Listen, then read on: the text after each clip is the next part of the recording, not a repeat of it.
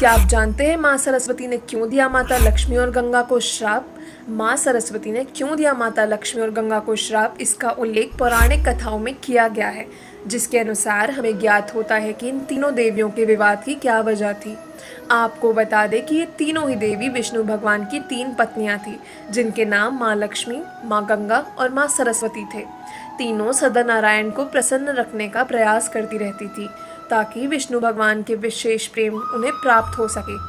इसी सिलसिले में एक बार माँ गंगा ने विष्णु जी के प्रति अपना अनुराग और लगाव जाहिर किया, जिसकी वजह से माँ सरस्वती को गंगा का लगाव देखकर ईर्ष्या महसूस होने लगी। सरस्वती तीनों पत्नियों के प्रति समान अनुरक्ति रखने के आर्योचित सिद्धांत की उपेक्षा करके गंगा के प्रति आस्तिक दिखाने के लिए अपने पति विष्णु जी को बहुत बातें सुनाने लगी। लक्ष्मी ने उन्हें रोकने का प्रयास किया, किंतु क्रोध के कारण वे उसी प्रकार नारायण को उपालम देती रही। साथ ही सरस्वती ने गंगा को भी दुर्वचन कहे। इस कलह से तंग होकर तथा अपनी तीनों पत्नियों को लड़ते हुए देखकर भगवान विष्णु कुछ समय के लिए बैकुंठ से बाहर चले गए। नारायण को इस प्रकार बाहर जाते हुए देखकर सरस्वती जी को अत्यंत दुख हुआ, लेकिन इसका कारण भी उन्होंने देवी गंगा को ही समझा और उसी क्रोध में वे गंगा पर प्रहार करने को उद्यत हुई। और क्रोध से भरी माँ सरस्वती ने गंगा के बालों को पकड़कर उन्हें मारना चाहा।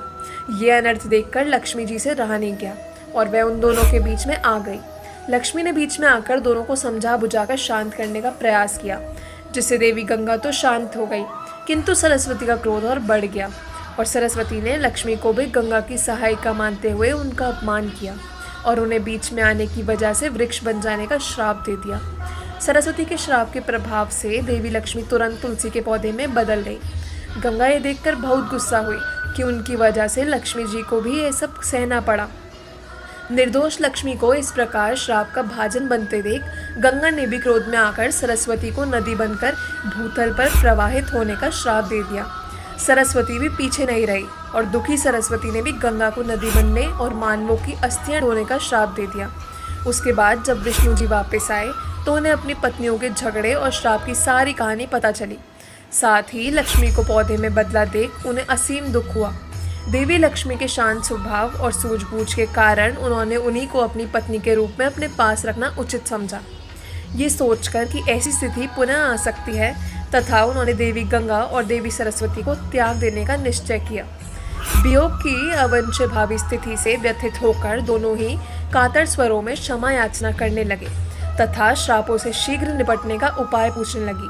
तब भगवान विष्णु ने उन्हें बताया कि गंगा पृथ्वी पर मनुष्यों के पापों को ढोने के लिए अवतरित होंगी और यह नदी के रूप में स्वर्ग, भूलोक और पाताल लोक में तृप्तगा होकर बहेंगी। साथ ही वह अंश रूप में उनके चरणों में परमपिता ब्रह्मा के कमंडल में और महादेव की जटाओं में भी रहेंगी तथा सरस्वती भी उनके साथ भूतल पर ही बहेंगी और साथ ही अंश रूप में उनके साथ रहेंगी। केवल देवी लक्ष्मी ही पूर्ण रूप से उनकी पत्नी बनकर बैकुंठ में निवास करेंगी। साथ ही उन्होंने शालिग्राम का रूप लेकर देवी लक्ष्मी के तुलसी रूप का भी पाणी ग्रहण किया। कहा जाता है कि तब से ही गंगा और सरस्वती एक दूसरे के श्राप के कारण पृथ्वी पर नदी के रूप में बह रही हैं। देवी सरस्वती का श्राप समाप्त हो चुका है, इसी कारण वे वापस अपने लोक लौट चुकी हैं और देवी गंगा भी कलयुग के अंत तक अपना श्राप पूरा कर पूर्ण रूप से लुप्त हो जाएंगी। किंतु आज भी प्रयाग में गंगा और सरस्वती के संगम को देखा जा सकता है और लक्ष्मी जी हमेशा भगवान विष्णु के साथ उनकी पत्नी बनकर बैकुंठ में निवास करती हैं। कैसी लगी आपको ये जानकारी कमेंट करके ज़रूर बताएं और हमारे चैनल को सब्सक्राइब करना ना भूलें।